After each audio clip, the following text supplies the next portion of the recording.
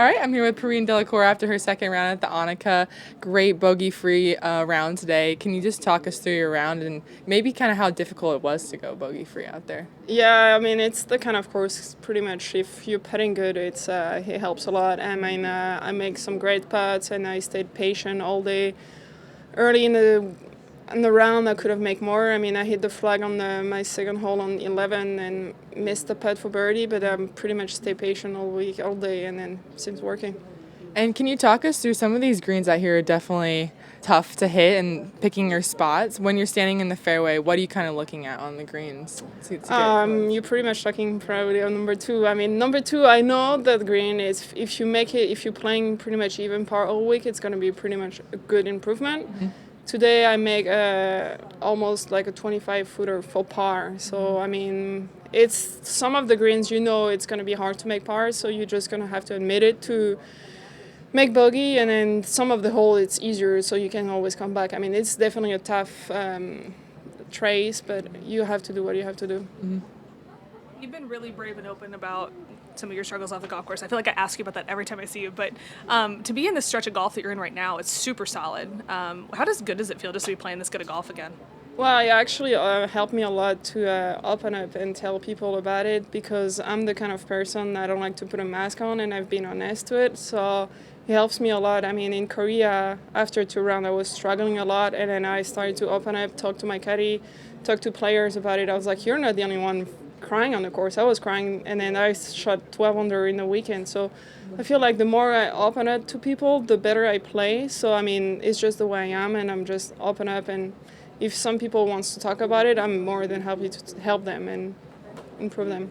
How much fun are you having? Like, just being able to play that good of golf, it's got to be so much fun. Just be able to go make birdies, hit shots. I mean, I was just like, well, at the end of the day, it's just golf. I don't care. I mean, I was actually on vacation last week, and it was the first time everybody seeing myself as not a golfer. And when I started to say, oh, I'm playing golf, I mean, you could see I have like people were looking at me differently.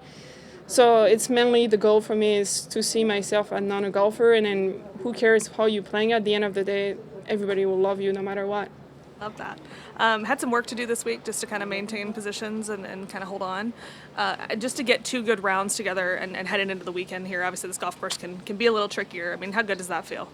It feels good. I mean, the chances that I was getting pumped out of CME were pretty low, to be honest. So I liked my position better than people behind me.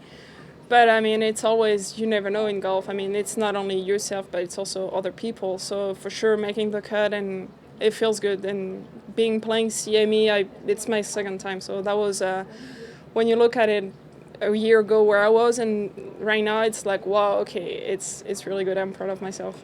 I was going to say, how proud are you of yourself, of that turnaround? I'm really proud. I mean, as a golfer, you always want the best, and it's hard sometimes. But then, I mean, I'm super happy. I have a really good team around me, and they always say, okay, you have to look where you were 1 year ago and then where you are right now.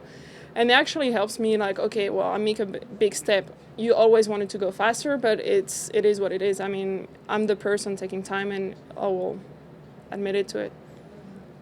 And then just looking at this year as a whole, what has been your favorite memory so far? If you had to pick just one thing, one tournament maybe, one little nugget. It is a hard question. That's a hard one. One tournament? I'll put you on the spot maybe. Yeah. I mean, the course I like it British. That was my favorite one. This one, I mean, if you don't including, I mean, Baltusar was good too. I mean, I shot 64 on the last day, so that was definitely one of my pretty good round. But also, I mean, I had a couple of great rounds. I mean, shot 12 under in Korea for 2 days, bogey-free on the weekend. So it's just, I have one course I don't like it, but I won't say it because it's actually my home course in France. It's Evian. So. Is it? Please cut it on TV. I don't want to say it, but it's not my favorite one. But no, I mean, I have some courses I don't like, but I mean, most of it I'm fine with it. So I was more the year of like what my mental coach say. It's putting white spirit on the course I don't like.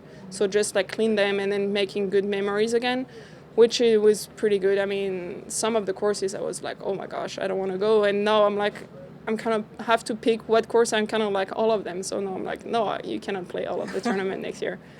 Awesome. Well, thank you so much. You're welcome.